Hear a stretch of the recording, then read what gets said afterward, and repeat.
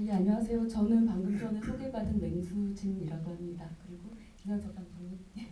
반갑습니다. 아이캔 스피커 연출한 김현석입니다. 사실 제가 뒤에서 이제 맨 뒤에서 보면서 좀 이제 핸드폰을 자꾸 열어다가 이러면 안 되는데 이렇게 어느 순간순간에 이제 반전이 일어나는 이 시간대가 언제인지 다시 한번 좀 확 이렇게 궁금해지기 위해서 열어보다가 뒤에서 안내하시는 선생님께 혼났습니다. 예. 김현석 감독님은 뭐 워낙 많은 작품들 그리고 꾸준히 작품성도 인정받으시고 또 관객분들도 좋아해 주시는 그런 작품들을 꾸준히 만들어 오셨고 뭐 신한호 연애조작단이라든지 이런 뭐 YMCA 야구단 뭐 굉장히 많은 영화들이 있으시죠. 그래서 다들 많이 뭐랄까요? 워낙 이제 감독님만 믿고 보는 영화라고 이제 생각들을 하는데 그럼에도 불구하고 사실은 이 영화를 보면서 저는 좀 굉장히 놀랐거든요. 왜냐하면 요즘 같은 경우는 이제 가능한 사전 정보를 안 보고 영화를 보는데 약간 뒤통수를 얻어맞은 것 같은 느낌. 그래서 이런 문제를 이 일본군 위안부 문제라고 하는 한국에서 어찌 보면 뭐 굉장히 중요한 핫 이슈. 그러니까 사실 어떻게 이야기해도 논쟁이 되고 논란이 되고 또 비판을 받기도 하는. 그래서 사실은 함부로 다루기 건드리기 어떤 창작자들이나 제작자들 입장에서는 사실 굉장히 껄끄러울 수도 있는 그런 소재거든요. 근데 그거를 김현석 감독님 뭐 한국에서 이제 로맨틱 코미디의 가장 이렇게 로맨틱 코미디를 잘 만드는 감독님으로 알려져 있는데 이런 영화를 만드셨단 말이에요. 근데 그동안 감독님이 만드신 영화의 대부분은 감독님이 직접 시나리오를 쓰셨죠. 네. 예. 그래서 사실 상도 받으시고 시나리오상도 많이 받으시고 그래서 굉장히 이제 잘 쓰시는데 이 영화는 처음 이제 감독님께서 직접 쓰신 시나리오가 아니라 각색된 시나리오, 각색하신 시나리오죠. 예, 그러니까 그 시나리오를 제안 받고 이제 제가 합류해서 이제 제 식으로 각색을 했죠. 그러니까 나중에 크리틱 보면 각본에 한 분이 올라가시지만 각색에 네 명 정도 더 계신 것 같은데요. 그러니까 저 전에 한 대여섯 분 작가분들이 계셨더라고요. 3년 동안. 그래서 좀 궁금한 게 애초에 있었던 그 이제 초보라고 할 수는 없겠지만 아무튼 이제 원작의 시나리오와 그 이제 각색을 특히 아무래도 이제 감독님 직접 연출하시기 때문에 가장 주도적으로 또 각색을 하셨을 것 같은데 좀 변화된 게 있다면 어떤 게 가장 크게 변화됐나요? 그 큰 틀은 똑같아요. 그러니까 이제 뭐 이렇게 극과 극의 성격을 앙숙 같은 그 구조는 똑같은데 제가 받고 나서 그러니까 코미디로 풀었던 것도 똑같은데 이제 코미디 코드가 저랑 안 맞는 것도 있었고요. 이 영화가 이제 무거운 소재고 진지한 주제일 수 있는데 좀 화술이 코미디를 빌어서 하는 게 어떻게 보면 아무튼 그게 저는 끌렸었거든요. 근데 이제 코미디의 코드나 그 코드가 저랑 안 맞았어요. 사실은 제가 받았던 시나리오는 제가 제 다른 영화들도 그렇고 이 영화도 그런데 조금 한 템포 좀 느리고 조금 어떨 땐 썰렁하고 이런 코드를 제가 좋아해요. 근데 제가 받았던 시나리오는 되게 좀 일차원적인 웃음들도 있고 그러니까 아무튼 그러니까 그 일차원적인 게 나쁜 건 아닌데 이게 이제 그 코미디 코드이기도 하지만 수위랑도 관련이 있었던 것 같아요. 이렇게 그 영화 한 60분, 70분쯤에 이제 그 오프닝 사연이 밝혀지고 이제 뒤를 향해서 그 직진하는데 앞부분에 되게 너무 이렇게 생각 없이 웃음에 집착하고 이러면 뒤로 딱 넘어갈 때 덜컥거리고 좀 부담스럽고 좀 자기적일 것 같더라고요. 그래서 마침 코드도 제 식으로 바꾸면서 수위도 약간 의도적으로 톤다운 시킨 것도 있고 아무튼 그렇게 많이 바뀌었고요. 크게 봐서 이게 시장 쪽 옥분이를 비롯한 시장 사람들이 있고 민재와 구청 사람들이 있는데 캐릭터적으로는 시장 쪽은 크게 손은 안 댔어요. 제가 뭐 족발집이든 뭐 진주댁이든 제가 그렇게 캐릭터를 잘 다루는 것도 아니고 그리고 또 그 시장 쪽 라인은 되게 잘 잡혀 있어가지고 대신 이제 구청 쪽을 제가 많이 만졌죠. 그러니까 그 민주주의의 그 한심한 세 사람이라든지 그리고 또 이렇게 코미디 조절하기에는 그 사람들을 활용하는 게 좋더라고요. 그래서 예, 크게 봐서 그렇게.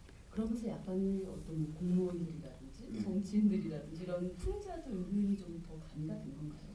그렇죠. 그러니까 이게 크게 이렇게 그 거기 박철민 형 대사에도 나오지만 뭐 가만히 있으면 중간이라도 간다 뭐 이런 거라는 게 크게 희화한 건 또 아니잖아요.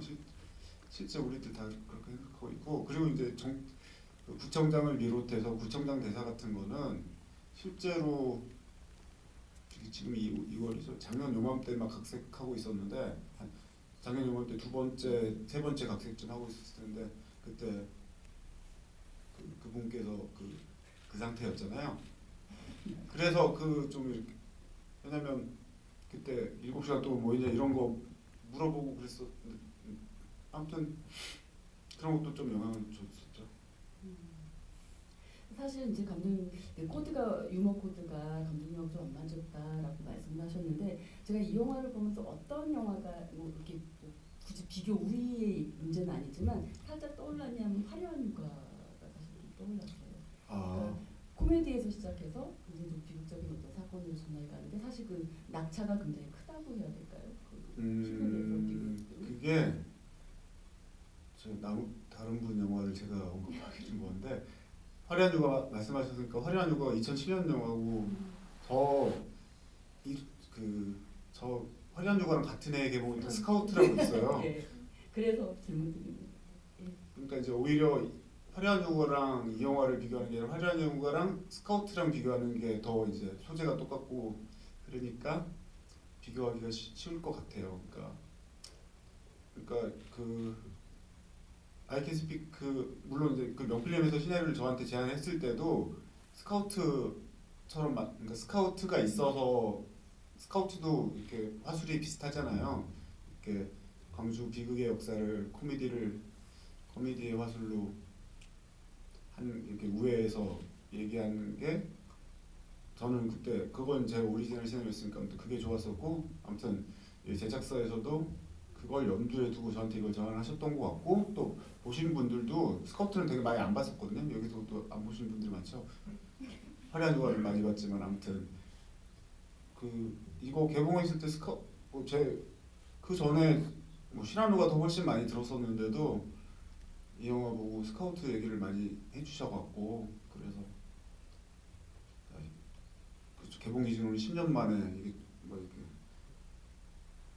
살짝 위안을 받고 그랬던 기억이 있는데 아무튼 말씀하셨기 때문에 화려한 영화는 모르겠고요. 아무튼 약간 스카우트도 그렇고 아이캠도 그렇고 그게 제가 좋아하는 방식인 것 같아요. 제가 원래 실제 성격도 그렇고 직설화법을 싫어해요. 사실 그 썰렁한 유머들도 있어요. 근데 이게 이제 굉장히 은근히 이렇게 녹아들면서도 아이고야 이런 예를 들면 뭐 서면, 예. 생강.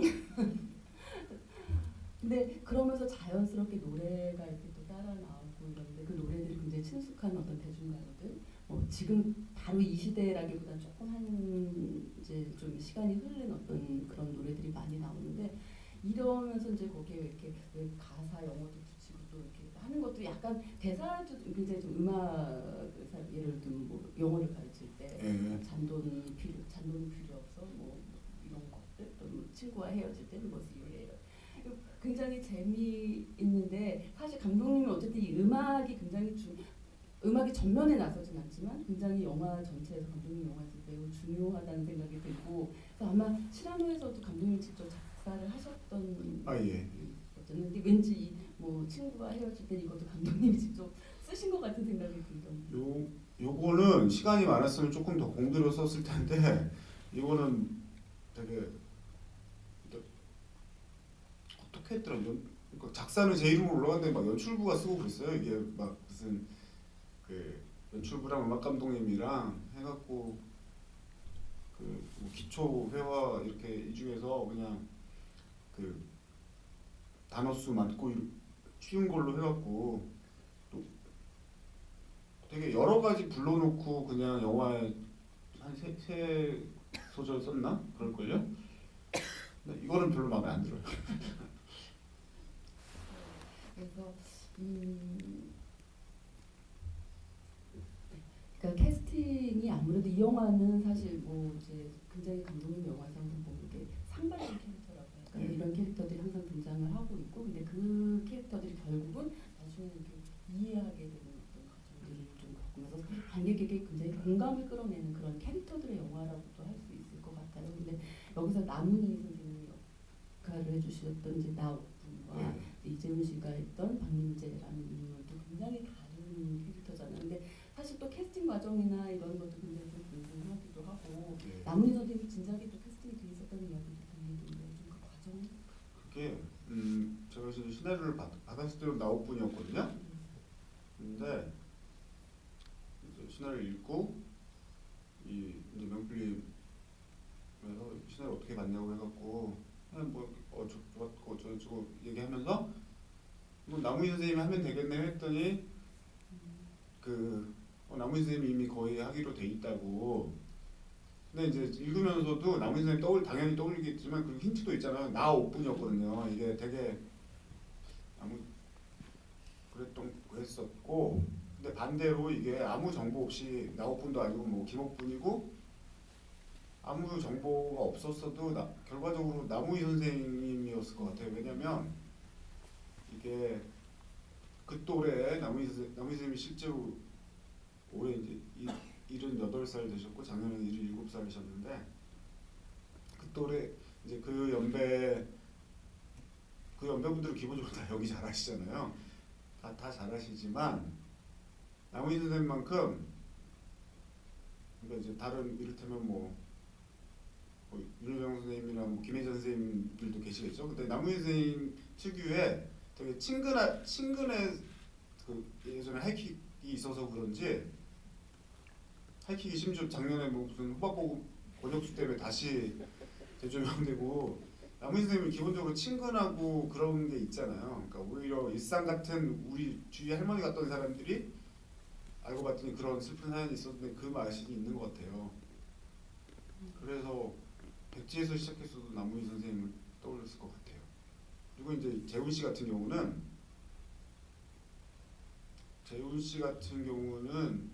이게 너무 저 그 개봉 즈음에 이제 재훈 씨 얘기를 참 많이 했었는데 저도 이제 그 대충 이미지적으로만 저 친구 조금 뭐 이렇게 저런 느낌이구나 했는데 만나보고 얘기하니까 진짜 너무 그러니까 우리 민재를 캐릭터로 설명하면 원칙주의 뭐 본인이 이렇게 원칙주의자고 약간 편집증적인 게 아주 대놓고는 아니지만 아무튼 좀 재미없는 캐릭터잖아요.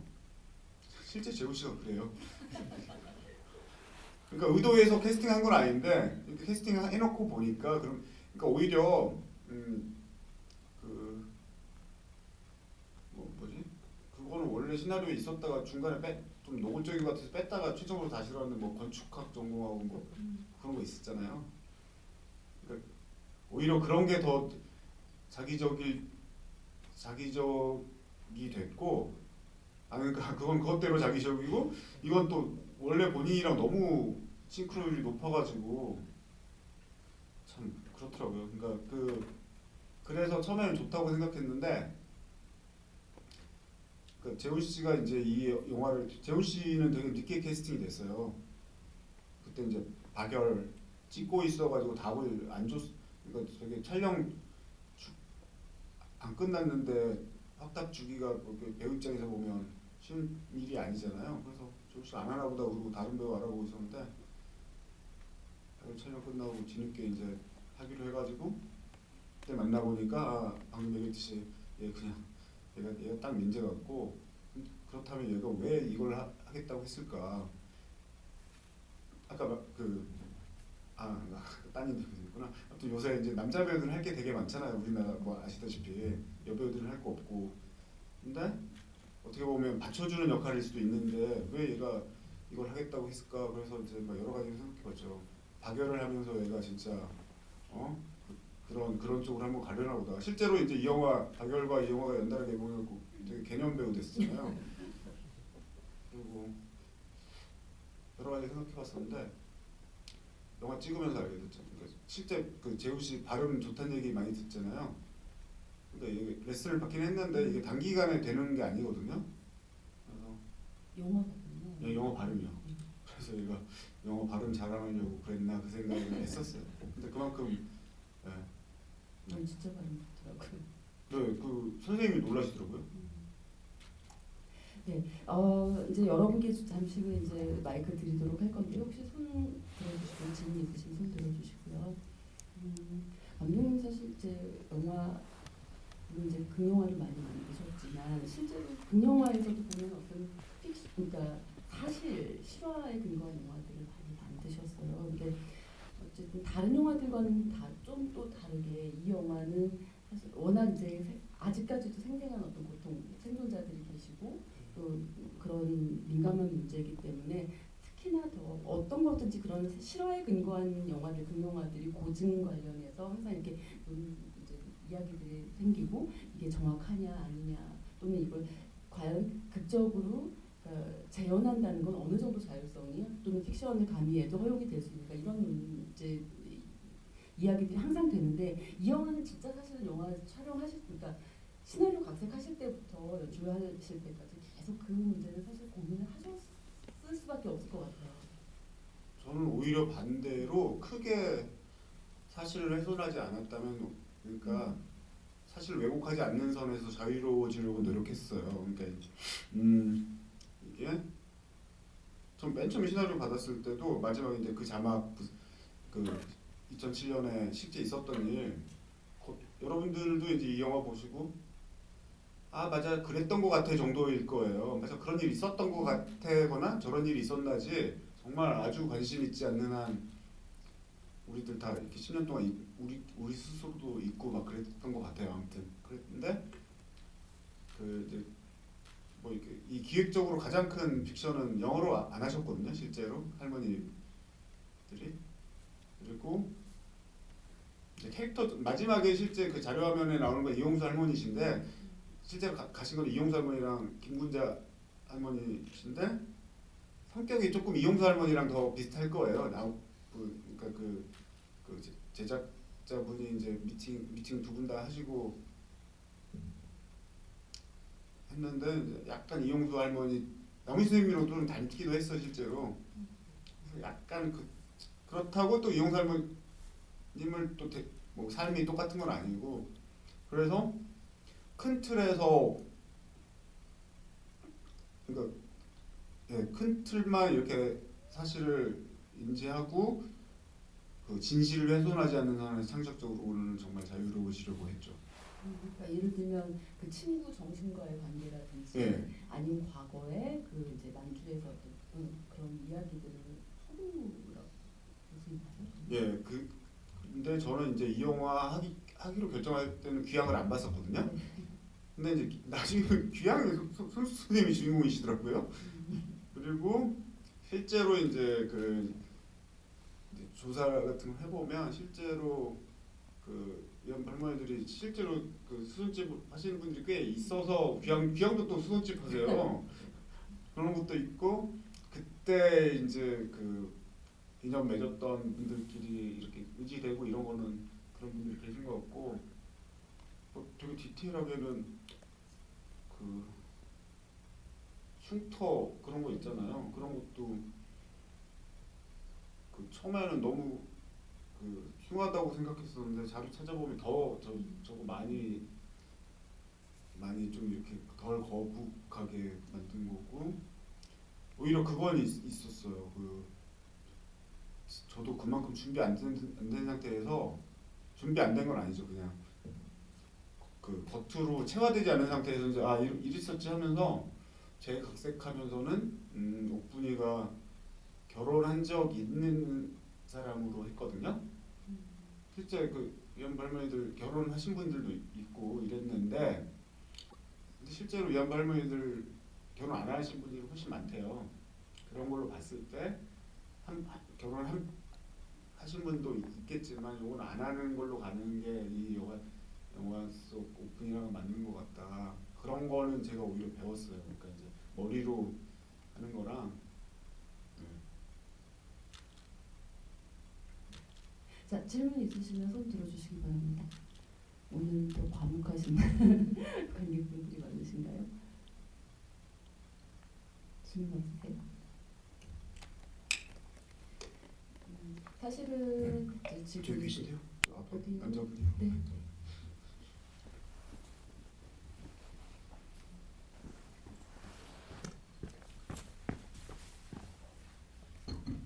예, 평론가님 말을 좀 끊은 것 같아서 죄송한데 일단은 뭐 어쩌다 보니까 이제 추석에 보게 되고 또 설에 보게 됐는데 이 영화를요 명절에 보다 보니까 두 명절에 걸쳐서 보게 됐는데 여전히 그때도 그랬지만 밥은 안 먹고 보니까 되게 배고프네요.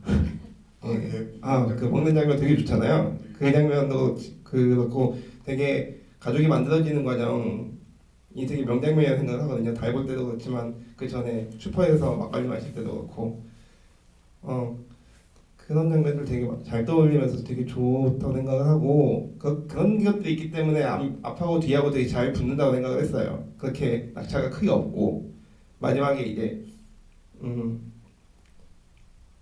박주임이 그렇게 나오는 장면이 되게 말도 많았지만 그래도 그게 잘 붙었다고 생각을 했거든요. 그래서 전반적으로 되게 감사하게 잘 봤고요. 개인적으로 이제 이게 어떻게 보면 반전이잖아요. 근데 처음에 이 나우푼 여사가 그 정의의 민원인으로 이렇게 세팅이 된 게 처음부터 그렇게 된지 모르겠는데 이렇게 정해진 게 사실 배경이 있는 거잖아요. 그 뭐 외로울 수도 있지만 제가 추측하기로는 어쨌든 그런 과거가 있었기 때문에 오히려 그런 거에 대해서 좀 더 엄격해졌던 그런 분이라고 생각을 했는데 이렇게 좀 특히 이제 주인공의 캐릭터를 처음에 잡게 된 게 어떻게 좀 진행이 된 건지 그런 게 일단 궁금하고요.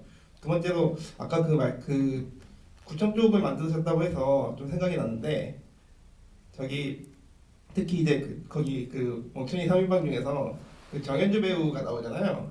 정현주 배우가 다른 데서는 되게 약간 이제 되게 비련의 주인공이거나 그런 캐릭터도 많이 나와요. 특히 이제 그 드라마나 이런 데서 크게 나오는 경우에는. 근데 여기서 보니까 여기서 보니까 그 연기 되게 잘하잖아요. 되게 멍한 연기나 뻔한 연기. 되게 가끔 보여주는 연기인데 그걸 그렇게 잡아서 캐릭터 만드신 게 되게 신기하더라고요. 이쪽 이제 구청 쪽 캐릭터는 어떻게 만드셨는지 좀 궁금합니다. 네. 그 앞에 그 옥분이 이제 그 도깨비 할매 캐릭터는 이제 원래부터 설정이 있었고요. 네, 뭐 외로워서 그런 거는 이제 뒤에 이제 뭐 동생이 하는 대사긴 하지만 그거보다는 본질적으로 자기 숨기고 살아온 상처와 또 이렇게 뭔가 바로잡아야 할 역사에 대한 약간 방어 기제 같은 걸로 이제 더 이렇게 한 게 아닐까 그런 생각을 했고 그걸 이제 보여줄 때 그리고 하다 보니까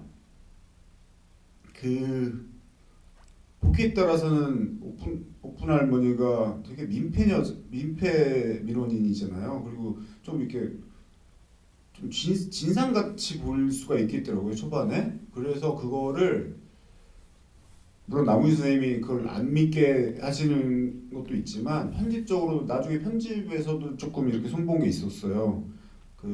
처음에 사실 보면 번호표 안 뽑고 이런 건 진상짓이잖아요. 그러다가 민원 이거 증거 자료라고 갖다 주는 거 그러면서 막 동네 사람들 하니까 부탁해 하는 거를 원래는 뒤쪽에 있었는데 좀 민폐 그걸 좀 땡겼어요. 그러니까 편집 감독님이 의견을 내셔가지고 그렇게 했었고 그럼에도 불구하고 이렇게 얘가 옥부디가 너무 진상으로 보이면 안 되는데 그런 고민은 계속 했었는데 다행히 남희 선생님이 잘 해주셔가지고 이렇게 넘어간 것 같고 정현주 씨 같은 경우는 어디서 비련의 주인공이었어요? 저는 아니 그러니까 왠지 그런 거 한 번은 같은데 저는 반대로 SNL에서 정현주 씨를 잠깐 나왔었어요 SNL에. 그리고 연주 씨가 웹드라마 같은데 되게 많이 대센 대세는 백합 말고 또 뭐 있는데? 약간 그런 비슷한 캐릭터가 그러니까 제가 그리고 저 연주 씨가 세시공에 잠깐 나와요 한 장면. 그때는 연주 씨를 잘 몰랐을 때인데 그러고 나서 SNL 보니까 저 친구 세시공에 한 장면 나왔던 친구인데 근데 되게 멀쩡하게 생겼는데 좀 병만 연기하잖아요. 그래서 그런 게 되게 매력적이어서 이거 이렇게 오디션을 보고 하게 됐고 또 영화 개봉하고 되게 그 연주 씨 캐릭터가 반응이 좋고 그래서 되게 흐뭇하고 이제 구청 직원들 다른 두 사람이 이제 뭐 철민이 형이랑 재영아 되게 많이 나오는데 철민이 형 연기는 제가 사실 되게 싫어해요. 철민이 형 다른 영화들이랑 제 영화 결이 좀 다를 때가 좀 아무튼 근데 이제 철민이 형은 이제 그냥 현장 진행을 위해서 그냥 했고 대신 다른 영화 대비 조금 많이 누르죠. 근데 이제 철민이 형은 애들이 되게 많이 하시고 다른 영화보다는 좀 톤이 많이 예, 본인이 알아서 줄이기도 해요. 제가 그런 거 안 좋아하니까 그런 게 있고 또 한 분 그 이지훈이라고 좀 허우대 멀쩡하게 생긴 그 친구는 저도 이제 저는 그런 스타일을 좋아해요. 그러니까 아까 연주 씨랑 비슷한 거죠. 멀쩡한데 이렇게 좀 맹한 게 있잖아요. 이지훈도. 예, 그래서 저는 그 구청 직원들이 쓰리샷이 되게 좋거든요. 그러면 까먹나요? 네. 그러니까 사실 아까 귀향은 안 보시고 이제 이 영화 만든다고 하셨는데 네네. 사실 준비하면서. 예, 귀향 보신 분들이 굉장히 좀 이게 극단적으로 많이 갈린다는 생각이 들어요. 특히 이제 성별에 따라서 제가 지금 한편으로 작년 2017년에 작게 조금 시작한 서울 역사영화제라고 이제 같이 몇몇 이제 감독님들하고 같이 좀 한번 해봤는데 그때 이제 많은 그 남자 분들께서 귀향을 굉장히 많이 추천을 하셨고 사실 저도 그 영화가 굉장히 중요하다고 생각하는데 여성 관객의 입장에서는 사실 약간 조금 불편한 어떤 지점들이 있더라고요. 아마도 이런 얘기들은 굉장히 많이 논의가 됐을 것 같아요. 귀향. 근데 사실 한국에서 이런 일본군 위안부 문제 또는 어떤 일제시대의 스타 관련된 관한 영화들을 보면 항상 이렇게 여성에 대한 일종의 약간 스테레오타입들이 등장을 하잖아요. 네. 어떤 희생자로서 희생된 민족의 누이로서 그런 이제 젊은 여성. 또 한편으로는 그들의 어떤 그 미래 탈성화된 어떤 성적인 욕망도 없고 뭐 굉장히 탈성애화된 어떤 그런 노인 할머니의 이미지들이 굉장히 극단적으로 이제 이렇게 좀 나뉘어지면서 사실은 여성 관객의 입장에서 봤을 때 이게 뭔가 이렇게 어떤 경험 삶이 보인다기보다는 하나의 이렇게 어떤 메시지를 위한 도구처럼 이렇게 느껴지는 경우들이 종종 있거든요. 그래서 이제 그런 게 항상 논쟁이 되고 사실 일본군 위안부 관련해서 많은 다큐멘터리들이 나왔는데 그 영화들도 제가 그분들이 많은 증언들을 하시고 실제로 이제 그 생존하신 분들 일본군 위안부 할머니들의 그 증언을 듣고 할 때 굉장히 이제 어떤 불편함과 고통스러움이 같이 느껴지더라는 거죠. 물론 이 영화도 고통 끝에 특히나 할머니가 이제 그 무덤가에서 자기 분의 엄마한테 왜 그 한마디 못 해줬어라고 이야기할 때 그리고 마지막에 힘겹게 어떤 증언을 할 때 그 무게는 굉장히 강한데 그러니까 공감을 할 수 있었다는 거예요. 그래서 많은 보니까 저도 영화를 보고 제가 왜 처음에 이 영화 보고 이렇게 뒤통수를 맞은 것 같았다. 그러니까 굉장히 가벼운 마음으로 들어가서 묵직한 느낌을 가지고 나오는데 그게 뭔가 불편하고 불쾌하고 힘든 느낌이라기보다 힘들긴 힘들지만 어떤 일종의 카타르시스적인 그런 공감의 과정들이 있었던 거거든요. 그래서 굉장히 저로서는 이렇게 만들 수 있구나. 이 문제를 이렇게 대중영화의 화법에서 이렇게 풀어낼 수가 있구나라는 어떤 좀 굉장히 기분 좋은 만남이었었고 사실은 그래서 감독님께서 그냥 즐겁게 어떤 기본적인 것을 가지고 간 상태에서 좀 자유롭게 하려고 하셨다라고 하시지만 좀 그런 어떤 여성을 재현하는 데 있어서 좀 어떤 좀 고려했던 지점이 있으셨을까? 그러니까 그 귀향은 좀 이렇게 전공법으로 이렇게 영화적 태도나 이런 게 전공법이고 여성을 다루는 태도는 제가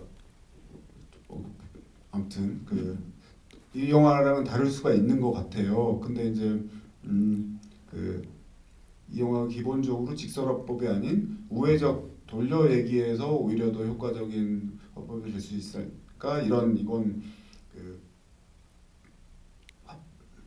이야기하는 방식의 문제라면 여성을 대하는 방식은 오히려 이제 나우픈 캐릭터가 그러니까 이제 위안부의 우리가 이렇게 아주 잘은 몰라도 대충은 잘 알잖아요. 위안부의 역사에 대해서. 그리고 반대로 그 귀향도 있고 눈길도 있고 이렇게 이 영화 나오기 전에 더 전공법이든 다큐적 접근이든 이렇게 그렇게 보여준 오히려 위안부 역사에 대해서 알게 해준 그런 영화들이 있었기 때문에 오히려 그런 영화들에게 도움을 받거나 아무튼 기본 오히려 이건 그러니까 다른 태도로 승부하자. 근데 방금 말씀드린 화법적으로는 돌려 얘기하기지만 그 여성을 다루는 방식은 그러니까 그 피해를 이렇게 뭐 전시하듯 다루는 것에 뭐 집착하지는 않고 되게 피해자로만 묘사가 돼 있었잖아요. 그동안은 아이고 그래 너 힘들었지 뭐 어쩌고 뭐 이렇게 그러면서 약간 그 시선 자체가 가학적일 때가 있더라고요. 그리고 약간 작복 이런 표현 안 하지만 되게 위선적인 태도가 있어요. 너 힘들지 정작 본인 안 힘들 수도 있는데 그래서 이제 그 나우폰 캐릭터가 그렇게 된 것 같아요. 오히려 니들 나 뭐 불쌍한 생각 안 해줘도 돼. 나 꿋꿋이 잘 살고 있어. 그래서 저는 이 영화 실제로 저는 맨 처음 시나리오 받았을 때도 제일 좋았던 게 이 하와이유 I'm fine thank you가 되게 많이 나오잖아요. 그리고 제일 중요한 순간에도 걸어 있다고도 I'm fine thank you 하는데 지금 방금 말했던 관점으로 정말 제일 비극적이고 그런 상처를 갖고 있는 사람이 제일 파인하지 않는 사람이 늘 파인하다고 외치잖아요. 저는 그게 좋았어요. 이거를 맨 처음 그러니까 적어도 저는 그렇게 그 대사에 의미가 있다고 생각해서 그 연결고리를 만들려고 했고 그 지점이 제일 슬퍼요. 근데 이제 그 오프닝이든 그 여성을 다루는 태도가 그러니까 제 의도랑도 맞닿아 있는 대사이기도 하고요. 그래서 한편으로는 이 영화를 보고 나서 좀 그런 생각을 해봤던 게 시라노 연쇄조작단에서도 그렇고 뭔가 이렇게 로맨틱 코미디라고 하는 게 그 여성과 남성의 어떤 심리를 굉장히 잘 이해해야지 사실은 성공할 수 있는 장르잖아요.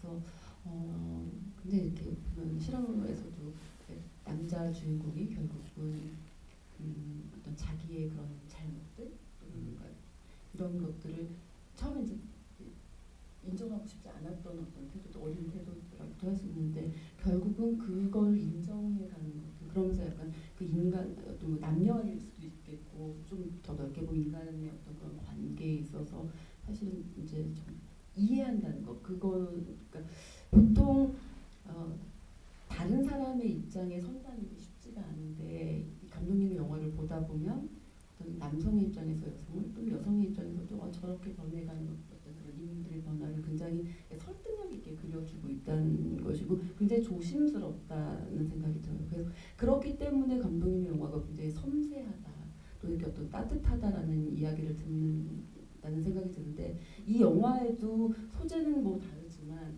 그런 것들이 굉장히 좀 녹아 있구나. 그래서 뭐 특별히 이 영화를 위해서 뭐 많은 연구를 물론 하셨겠지만 어찌 보면 그게 좀 이렇게 배어 있는 감독님의 그런 태도, 좀 사람에 대한 관점들이 좀 영화에 자연스럽게 녹아나는구나라는 생각이 좀 들더라고요.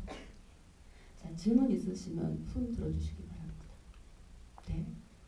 여기 앞에 계신 여자, 예. 뒤에 분 먼저 하시고 내려오실까요? 네.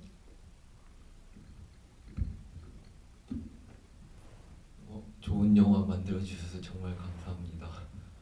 제가 그 영화 보면서 그 가장 인상 깊고 감동 깊었던 장면 두 개가 그 박주임이 그 나옥본 할머니의 그 위안부였다는 그 소식을 알고 나서 그 수선집에 찾아가잖아요. 그러고 나서 죄송합니다 이런 말을 하고요. 그리고 또 미국 나쁜 할머니가 미국에 가서 의회에서 말하고 나서 또 상원 의원들이 I am sorry라고 말을 하잖아요. 그때 저도 마음속으로 저도 위안부 할머니들한테 그 죄송합니다 이런 마음이 들었거든요.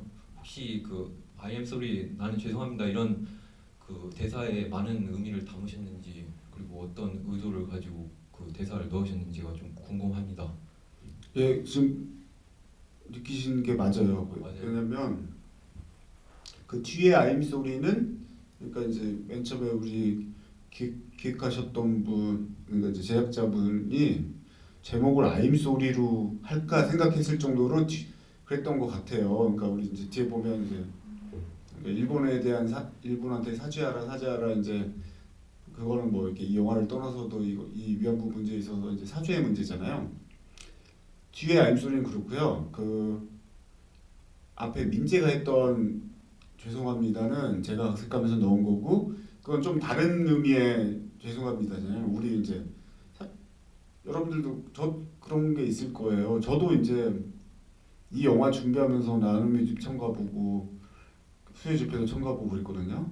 이게 나눔의 집 뭔지도 알고 그냥 수요 집회도 20 지금 한 25년 90년대 초반부터니까 그러니까 이게 너무 부끄럽고 가증스럽더라고요. 수요 집회 같은 경우 저 가갖고 이제 그러니까 매주 할머니 한 분씩 몇 분씩 오시고 그러는데 저 이제 이 영화 준비한다고 왔다고 얘기하기 정말 죄송스럽고 부끄러워서 멀찌감치 저 기대서 봤는데 그러니까 그게 이제 그렇다고 여러분들도 그 대부분 그렇게 90%가 그렇게 사셨을걸요?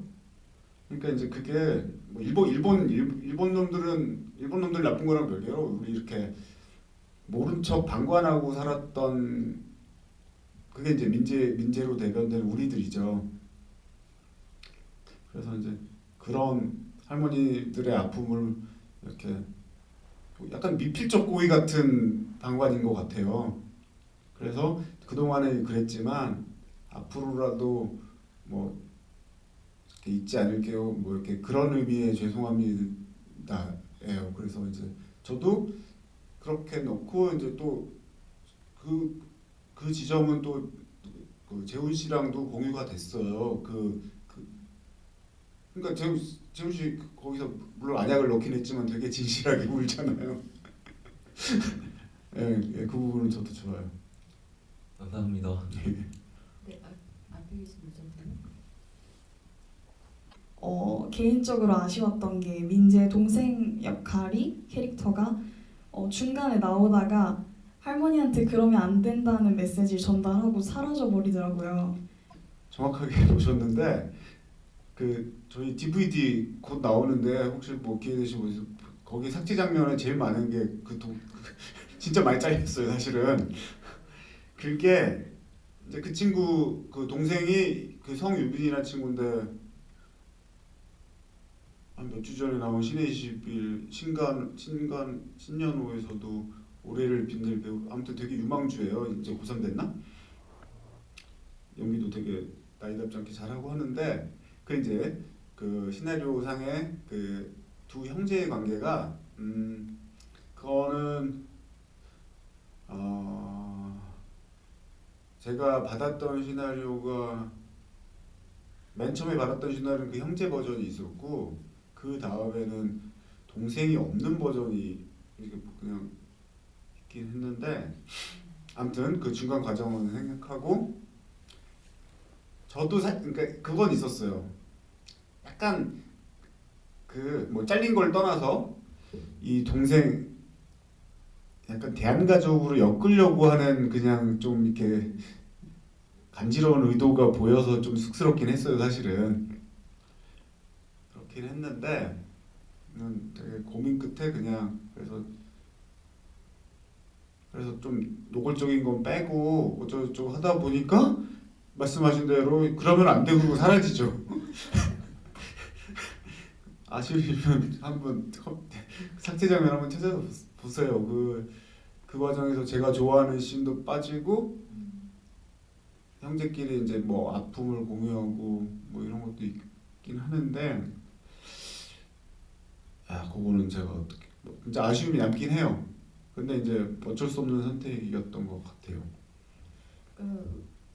갑자기 이렇게 굉장히 잘 나가다가 뭔가 이렇게 갑자기 사라져 버린 것 같은 게 어떤 그 영재 캐릭터도 약간 그런 느낌을 주기는 하는데 네. 사실 또 이렇게 서사의 어떤 사건 핵심 사건이라고 할 수 있는 그러니까 할머니의 과거는 이제 과거고 그렇지만 이 시장에서 벌어지는 지금 이 재개발 철거 관련된 것은 이제 현재 이슈를 굉장히 잘 가지고 오고 있는데 사실 포커스는 물론 이제 맨 마지막에 오픈 할머니가 이제 그 미국 의회에서 이제 증언을 하는 거에서 굉장히 피날레 어떤 뭐 하이라이트라고 할 수 있는데 그러고 나서 이제 엔딩이 사실 이렇게 너무 급작스럽게 좀 끝난다는 느낌? 그건 어쩔 수 없이 불가피하게 이제 아니요, 그건 정말 정확히 보셨어요.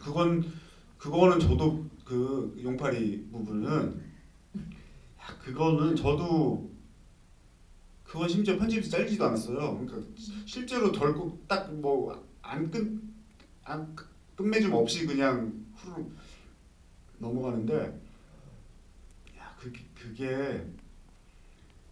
그거는 좀 역부족이었어요. 왜냐면 되게 큰 덩어리잖아요. 이렇게 제가 이제 휴가를 받고 각색을 해야 되는데 이 주어진 시간 내에서 각색하기에는 좀 위험 부담이 있더라고요. 한 두세 애초에 그 시나리오가 그렇게 있었던 예. 그래서 좀 이렇게 좀 버거운 설정인데 좀 결이 좀 달라요. 우리 영화의 얘기와 그 용팔이 근데 현실적 그러니까 아무튼 그 두세 달 사이에 그걸 대체할 뭐 새로운 걸 해갖고 하기에는 위험 부담이 있어서 그냥 모르겠다 그냥 장점으로 덮자 단점 인정하고 그냥 몰라주는 저 근데 가끔 이런 얘기를 정확하게 지적하시는 분이 있는데 별 수 없죠. 아니 그러니까 그런 생각이 드네요. 굳이 그 용팔이의 그 코믹한 장면이 안 들어가면 오히려 뭐 어떻게 됐나 이게 뭐 굳이 해피엔딩도 아니고 마지막에 담배 그거요? 예. 그러니까 사실 전반적으로 그 부분이 갑자기 봉합이 된 느낌이 들긴 네. 하는데 그것만이라도 만약에 없었다면은 조금 더 이렇게 숨통이 트이지 않았을까. 그거 자를 거 그랬네. 그 용팔이 그 친구가 저랑 동갑이고 친구여서 그냥 살려나는 걔가 애도 낳고 해서 좀 잘하라고 그거는 제가 모질지 못했어. 아무튼 그 재건축 설정은 저도 좀 부담을 갖고 있으나 방법이 없고 이래서 그냥 몰라주시길 바라면서 그냥 했습니다. 자 질문 있으신가요? 네. 예, 아까 먼저 손 드신 여자분.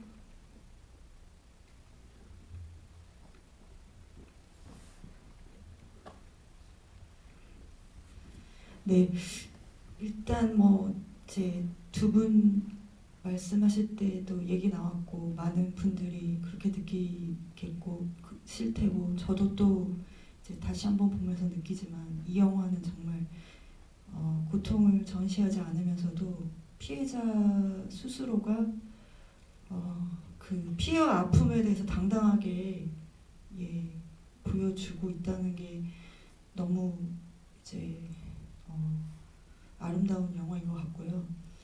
근데 제가 처음 봤을 때, 그러니까 일단 그 나문희 선생님하고, 그러니까 나옥분과 박민재 그 두 캐릭터 중심으로 이렇게 서사가 이렇게 진행되고 그게 뭐 이렇게 맨 마지막에 그 의회에서 그 연설하시는 장면까지 굉장히 제 이야기로서는 되게 잘 이끌어가서 감동도 더 좋고 이렇게 많이 느끼게 되는 지점이 있는데 뭐 반면에 이제 다른 이런 그 주변 인물들 뭐 서사까지는 아니더라도 감정선이랄까 캐릭터 이런 부분이 약간 좀 부족하다고 느끼는 부분들이 있었는데 저 같은 경우는 그 진주 때 그분이 처음 볼 때는 그 이렇게 그 피해 사실이 알려졌을 때 피하잖아요. 그래서 뭔가 약간 그 피해 사실에 대해서 뭔가 되게 뭐 이렇게 그것 때문에 안 좋게 그러니까 그 나옥분을 안 좋게 보려나 이렇게 생각을 하다가 보다 보면 그게 아니었잖아요. 근데 오늘 또 다시 보는데 물론 저는 이미 알고 있어서 그렇게는 보진 않지만 그 진주댁이 그 피해 사실을 알고 남문희 선생님과 이렇게 무등케 앉기까지의 그 어떤 그분의 태도 같은 게 약간 저는 저는 이렇게 설득력 있다는 느낌이 좀 안 들어서 이제 그 부분을 좀 여쭤보고 싶어요. 진주댁이랑 그 옥분의 그 관계요? 야, 그거는 진주댁은 편집에서 하나도 딴 뭐 시장 사람들 같이 나오냐는 줄 알았는데 그 사건을 알게 되고, 그러니까 옥분의 과거를 신문을 통해서 알게 됐을 때 그 약간 그러니까 섭섭했던 감정이 이제 옥분에 대한 약간 외면처럼 나타나다가 그게 이렇게 자기 속마음을 확 터뜨리는 거기가 약간 설득이 좀 안 되는. 그러니까 그건 오히려 앞에 게 트릭이었던 것 같아요. 관객을 향한. 그러니까 이제 진주댁은 어차피 똑같잖아요. 신문 보고 진주댁은 그냥 계속 서운하고 이랬을 텐데 앞에 이제 그건 영화적 트릭이었던 것 같아요. 예, 그러니까 진주댁 그 캐릭터적인 뭐 문제가 아니라 그러니까 빗질하다가 그냥 무시하고 그게 세련된 트릭이 아닐 수도 있죠. 세련된 트릭이 아니어서 지금 그런 걸 느낄 수도 있는데. 그러니까 실제로 보면 그 진주댁 그 부분 잘 안 우시는 분들도 그 부분에 대해서 제일 많이 우시던데. 그리고 그 아까 그 시장 쪽 라인은 제가 쓰라고 했으면 그런 거 잘 못 쓰죠. 저 이렇게 막 대놓고 울리는 거 못 쓰는데 그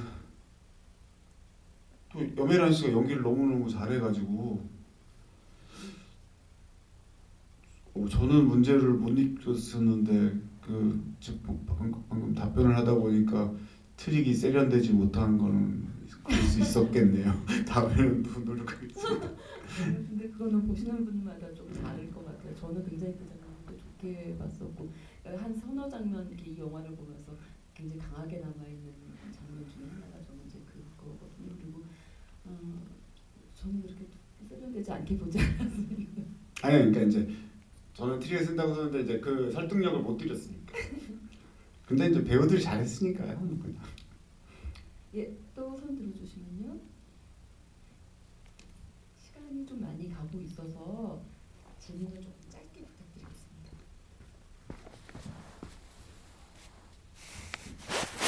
부탁드리겠습니다. 일단 감독님한테 질문 드리는 건데요. 그러니까 I Can Speak랑 관련된 건 아니지만 항상 주로 작품 활동을 박철민 씨와 이대현 씨와 함께 하셨잖아요. 거의 초반부터. 그러면 그러니까 항상 생각해놓고 박철민 씨와 이대현 씨를 항상 생각해놓고 캐스팅한 것인가와 그리고 작품 이제 꼭 한번 호흡 맞추고 싶은 배우를 한 명 선택하자면 어떤 사람으로 할 수 있는지 이걸. 철민이 형이야 워낙 튀어서 다들 아시는데 이대형까지 아시면 되게 여기 매서우신데요. 그 철민이 형은 실제로 제가 7편 장편 중에 일단 YMC에는 안 나오세요. YMC 때는 철민이 형을 몰랐기 때문에. 그리고 세시봉이 안 나오세요. 그때 원래 할 뻔했다가 아무튼 스케줄이 안 돼갖고 스케줄이 아니라 아무튼 그때 서로 싸워가지고 아무튼 그리고 대현이 형은 7편 모두 나와요. 짧게라도 YMCA 때부터 그렇죠. 7편 다 나오고 심지어 저 재작년에 중국 영화 준비할 때도 그러니까 이제 그 대현이 형은 전작 배우라고 그러거든요. 제가 모든 작품이 났으니까 중국 영화 때도 그냥 데리고 형 잠깐이라도 와서 중국 와서 찍고 좀 제가 그때 요괴물 중국은 요괴 이런 거 좋아하잖아요. 판타지물. 대현이 형이 팔다리가 길어갖고 좀 요괴랑 어울려서 형 오시. 아무튼 그 정도로 전작 배우는 지키고 싶었었는데 아무튼 하는 이유는 두 분이 친해요. 친해서 그렇게 되는 거고 그래서 안 좋은 점이 뭐냐면 이제 두 분 이제 주연 그러니까 적어도 제 영화에서는 주연은 아니시고 이제 딱 조연들을 하시는데 딱 고 연령대 남자 배우들이 되게 많잖아요. 좋은 배우들도 많고 그러니까 제가 다른 배우들 쓸 기회를 놓쳐요. 제가 오달수, 유해진 선배 이제 주연 돼버렸지만 뭐 요새 뭐 김의성 선배님 이런 분들이랑 시나리오도 안 줘봤어요. 이 두 양반 때문에 그런 단점은 있어요 사실은. 섭섭해하시겠죠 만약에 다른 분한테 드리면.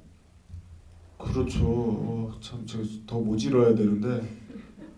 그러니까 이제 대현이 형 같은 경우는 이렇게 특별 출연 잠깐 나오는 거 사실 이 영화도 하루 찍으셨어요. 이렇게 하루 찍어갖고 찢어놓으니까 되게 많이 나오는 것 같은데 하루 찍었어요. 대현이 형은 이렇게 특별 출연으로 좀 조절해가면서 할 수 있는데 철민이 형은 되게 많이도 나오시는 분이 그래서 셋이 보면서 그렇지 이제 일부러 쌈을 걸어서 또 썰렁해진 다음에 다른 분을 한번 써볼까. 사실 저는 감독님이 영화 이 시나리오에서 애드립을 굉장히 많이 영화에서 허용하시는 줄 알았어요. 아니요. 안 좋아하시는 게 맞군요. 시라노 연애 조작단에 보면 그런 대사 있잖아요. 예. 난 애드립이 싫어. 근데 제가 애드립은 재밌는 애드립은 좋아하는데 철민이 남들은 다 재밌어 하는데. 아니요. 근데 철민이 형이 애드립이 그런 게 있잖아요. 이렇게 테이크 가면서 그때 기분과 이렇게 리듬 따라서 즉석에서 말 그대로 애드립이 있는가 하면 철민이 형은 약간 연습해 온 대사예요. 그러니까 대본대로 안 하고 미리 그거를 그러니까 자기식으로 만들어 와요. 그러니까 약간 노력형이라고 하기는 조금 일반적인 애드립은 아니에요. 네. 시간이 다 돼서 혹시 마지막으로 한 분 정도 더 질문을 받을 수 있을 것 같습니다. 네, 짧게 부탁드릴게요. 저기 건축하고 언어에 관해서 연관성을 가지고 저기 대본이 나온 건가요? 어떤 건가요? 건축이요? 예. 재훈 씨? 네. 예, 그분이 자기 유학 갔다 온 얘기를 하면서 중간에 돌아온 얘기를 하면서 네. 건축하고 싶었다 이런 얘기를 하잖아요. 네. 그거하고 언어랑 제가 좀 관련이 있는 것 같아서 여쭤보는 거고요. 영어요? 어쨌든 할머니가 3개국을 하시잖아요. 그쵸? 예. 일본어도 하시니까. 예, 그러니까 그래서 저는 이제 애들 영어 가르치거든요. 예. 그래서 제목을 보고 할머니가 영어 배우는 얘기구나. 그래서 왔거든요. 예. 그러니까 이제 그럼 놀라셨겠다. 아니에요. 놀란 건 아니고 제가 피해왔던 주제라서 잘 됐다고 생각했어요. 제가 반성 많이 했고 그리고 제가 어쨌든 그쪽에 관심이 많다 보니까 처음에 건축 얘기가 나와서 또 이제 중간에 건축과 얘기가 나오고 공무원들 그리고 이제 3개국어가 나오고 하다 보니까 그 구조에 대한 얘기를 하고 싶은 것이 아니었나 이런 생각이 제가 들었습니다. 거기까지는 생각을 못 해봤고요. 근데 건축이 아까도 말씀드렸다시피 뭐 이렇게 원래 받았던 시나리오에 있다가 너무 막 건축가계로 떠올리는 것 같아서 오히려 뺐다가 다시 넣었던 거는 뭐 대사도 이렇게 매만졌는지 얘가 꿈을 포기하고 원래 이제 그래서 뭐 이제 근데 이제 건축 관련 민원이나 처리하고 있네요. 이런 식으로 하려고 다시 가져왔던 것 같고. 예, 애초에 그런 의도는 없었습니다. 사실 영화를 보면 저도 자연스럽게 어떤 언어의 문제가 좀 민감하게 이 영화에서 다뤄주고 있다는 생각이 들거든요. 그러니까 영어 제목부터가 일단 I can speak 그리고 또 그러면서도 어쩌면 자기 마음을 숨기려고 영어를 하기도 하고. 네네. 예. 근데 말을 하기 위해서 상황을 이야기하고 증언하기 위해서 또 영어를 하기도 하고. 근데 결국은 거기서 자기 어떤 모국어라는 것과 증언의 언어로서 뭔가 한국어가 아닌 이제 영어를 또 빌릴 수밖에 없는 어떤 영화인데 그러면서 또 일본어가 잠깐 나오는 어떤 그런 현재와 과거의 어떤 한국, 미국, 일본이라고 하는 이번 평창 올림픽에서도 다시 한번 펼쳐진 그 드라마 우리의 역사가 사실은 그 살짝이 나오는 그 언어의 노골적이죠. 사실 어찌 보면은 살짝 그런 게 예, 그거는 그럴 수 있네요. 그러니까 지금 건축 때문에 제가 지금 아무튼 말씀하신 대로 그 나중에 이제 그 Will you testify 그런데 Yes, I can speak 거기 이제 영화 제목이 나오기도 하고 거기서 스피커는 뒤에 그러니까 증언하다에 해당하는 나도 이제 당당히 말할 수 있다 이제 그런 중의적인 스피커가 그렇게 쓰여서 좋았고 지금 말씀하신 대로 정말 그거는 구조적으로 저도 이거 이제 여러분 그 생각은 안 해보셨어요? 이게 왜 이러는데 남의 나라 청문회 가고 이걸 하고 있지? 그 생각 안 해보셨어요? 구조적인 문제가 있어요 이게. 그게 영화에 보면 실제로 그분도 계시지만 이제 그 미국에 좀 연기 어색하게 하시는 분 한 분 계시죠. 미국 분. 그 HR121 간사 그 집행부. 근데 그분이 실제 김동석 이사님 가끔 좀 이렇게 TV 같은데 인권단체, 그러니까 미국 한인 유권자 단체 이런 걸로 많이 나오시는 가끔 뉴스 같은 데 나오시는 분인데 실제 10년 전에 그 이용수 할머니 모시고 가셨던 분이세요. 그리고 본인으로 출연하세요, 본인이. 그래갖고 그 양복도 그때 10년 전에 입고 가셨던 양복 그대로 입고 나오시고 그랬는데 그 일본이랑 한국 이 위안부 문제를 한일 문제로 풀려고 그러면 일본은 그냥 쌩까버리잖아요. 무시하고 답도 안 하고. 근데 이제 그 10년 전에 청문회 성과가 있었던 거는 이 위안부 문제를 국제사회의 문제로 바꿔서 그러니까 이렇게 환기시킬 수 있었던 그런 계기여서 저기 또 실제로 그 사죄 결의안이 또 법적 구성력은 없거든요. 그래서 뒤에 10년 동안 그러니까 일본 입장 근데 그러니까 이게 참 어떻게 보면 비참하기도 한데 이제 그만큼 미국이 더 힘이 있고 그래서 이제 그 아까 보면 네덜란드 할머니 실제로도 네덜란드 쪽 할머니가 그때 증언을 하셨는데 그분을 모셨던 이유도 실제 차지하는 그러니까 되게 한국인이 제일 많고 그 다음에 중국인들이고 이제 백인이 있긴 있었어요. 그때 말 그대로 인도네시아에서 끌려 네덜란드령 백인분들이 계셨는데 어렵게 섭외했던 이유는 백인이 한 명 정도 껴 있어야지 미국 사회에서 관심을 가지니까 이런 이유가 있더라고요.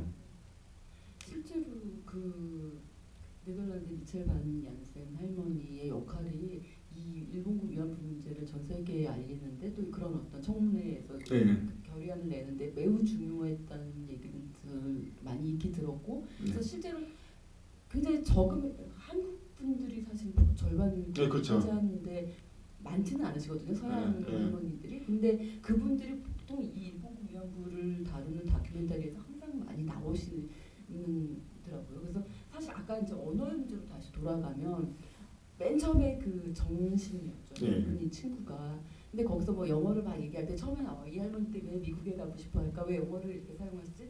사실 어떤 코미디 같은 느낌 속에서 처음에는 관광 언어도 관광하기 위해서 이런 느낌이었는데 근데 이제 가면 갈수록 이것이 어떤 증언의 언어 그리고 어떤 고통을 토로하는 어떤 언어일 수밖에 없는 그 언어와 어떤 그 얀센 할머니 그리고 미국 의회에 가서 증언해야 되는 이런 것들이 어떤 현실의 어떤 그런 역학들을 또 이렇게 드러내는 장치들이다라는 생각이 듭니다.